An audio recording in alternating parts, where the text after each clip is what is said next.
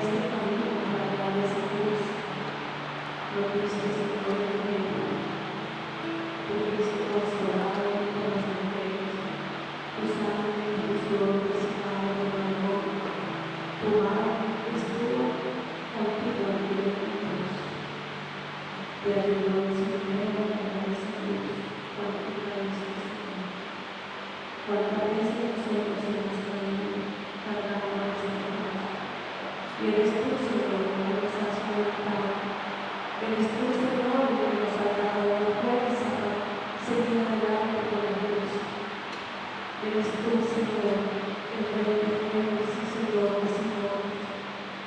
Madre Santísima, aquí, ante tu Hijo, traemos a todas las personas que están sufriendo, que tienen una cruz muy pesada, que les sienten tan pesada, que ayúdanos, Padre Santísimo, para poder lograrlo. Padre nuestro que estás en el cielo, santificado sea tu nombre. Venga a nosotros tu reino, hágase tu voluntad en la tierra como en el cielo. Danos hoy nuestro pan de cada día, perdona nuestras ofensas, como también nosotros perdonamos a los que nos ofenden. No nos dejes caer en tentación y líbranos del mal. Amén. María es Madre de gracia y Madre de misericordia. En la vida y en la muerte, ampáranos, Madre nuestra. Y la comunidad de María, llena de gracia, el Señor contigo. Toda bendicionada entre tu mujer, y fruto de tu vientre, Jesús, la bendicionada. Santa María, Madre de Dios, pide para los pecadores, ahora y en la hora de nuestra muerte. Amén. Y la comunidad de María, llena de gracia, el Señor contigo. Toda bendicionada entre tu mujer, y fruto de tu vientre, Jesús, la bendicionada. Santa María, Madre de Dios, pide para los pecadores, ahora y en la hora de nuestra muerte. Amén. Y la comunidad de María, llena de gracia, el Señor contigo.